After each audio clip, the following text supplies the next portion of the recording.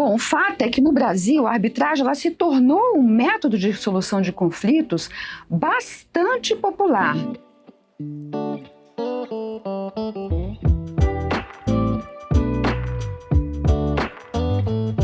De lá para cá, houve um aumento não só no número de casos, mas também no grau de complexidade e de sofisticação dos casos que são resolvidos por arbitragem.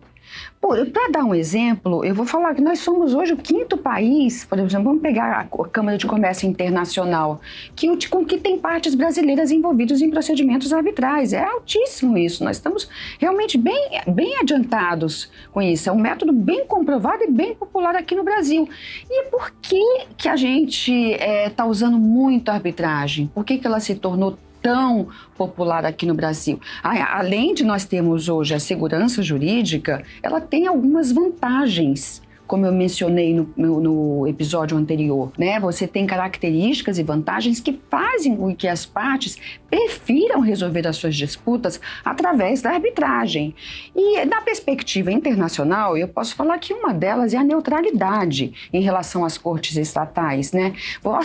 Ao se optar pela arbitragem, nenhuma das partes ela permanecerá na vantagem, né, que eventualmente ela pode ter quando se escolhe uma justiça estatal de um foro nacional brasileiro envolvendo uma parte estrangeira, francesa, por exemplo, e ela acaba querendo ela se sente pouco confortável e se sente não em grau de igualdade com a parte brasileira, cuja conhece a lei de regência, conhece como funciona os tribunais brasileiros, quanto tempo demora. Então, essa familiaridade, contando que nós temos partes estrangeiras e hoje cada vez mais com a globalização envolvidas em contratos aqui no Brasil, ela não se sente absolutamente nada confortável com isso e nem numa posição de igual com a parte contrária. Então, essa neutralidade traz essa vantagem. Você pode escolher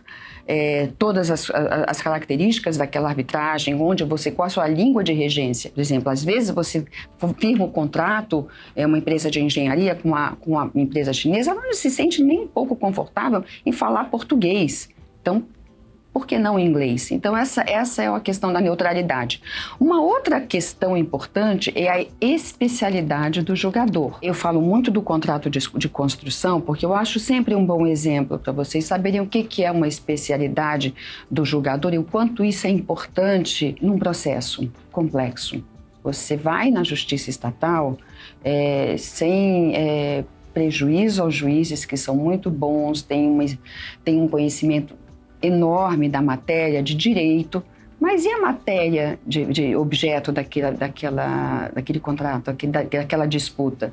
Por exemplo, num contrato de distribuição, num contrato de engenharia, será que ele de fato conhece a diferença, por exemplo, de uma mão de obra produtiva, uma mão de obra direta, uma mão de obra indireta, uma não conformidade de uma peça, o quanto isso implica em atraso no cronograma físico da obra? Talvez não, né? Então você pode escolher, que eu digo assim, a especialidade do árbitro, a arbitragem te permite você escolher uma pessoa para julgar aquele seu caso que seja um árbitro que tenha familiaridade, que conheça de fato as obras de engenharia, que conheça o que é um contrato de distribuição, né? Que tenha essa condições que é muito positiva, né? Se você conhece a matéria a ser julgada. Isso não ocorre na justiça estatal.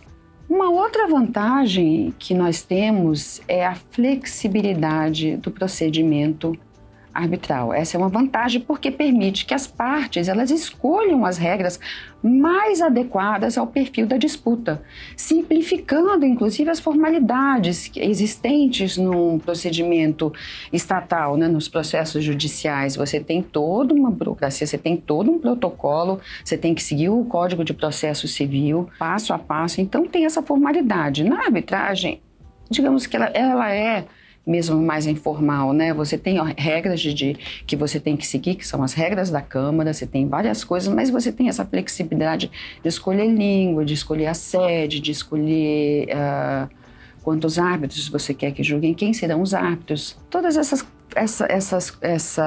esses detalhes, né, elas podem ser muito vantajosas. Outra questão também que é importante, por exemplo, a questão da perícia. Você tem que ter uma perícia judicial quando você faz um caso?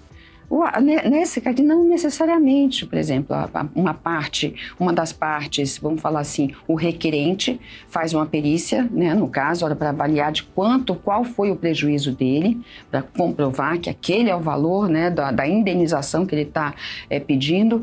A outra parte, o requerido faz uma perícia também, ele contrata essa perícia privada, né, paga por ele mesmo, e essa perícia vai chegar a um número ou outro. O juiz pode, sim, os árbitros podem, sim, pedir uma perícia e eleger, olha, vamos escolher aqui um período que vai ver qual dos números está certo, mas não necessariamente. Não é obrigado a fazer isso, como seria na justiça estatal. Então, todas essas vantagens que eu mencionei, a neutralidade, a especialidade do julgador, a flexibilidade do procedimento, são fatos que fazem com que a arbitragem tenha se popularizado aqui no Brasil. Sem contar o fato que também nós temos hoje uma segurança jurídica muito grande. Podemos acreditar que a arbitragem, que uma sentença arbitral será cumprida e tem força de uma sentença transitada em julgado e será respeitada pelo judiciário. Isso é um fator importante. Então, há que se considerar, quando se firma um contrato, por que não optar pela arbitragem? Obviamente que nem sempre ela se adequa a todos os casos, mas em muitos pode ser que seja a solução mais adequada. No próximo episódio, eu gostaria de falar para vocês algumas outras vantagens que tem, algumas características do procedimento arbitral em relação à justiça estatal. Vamos lá?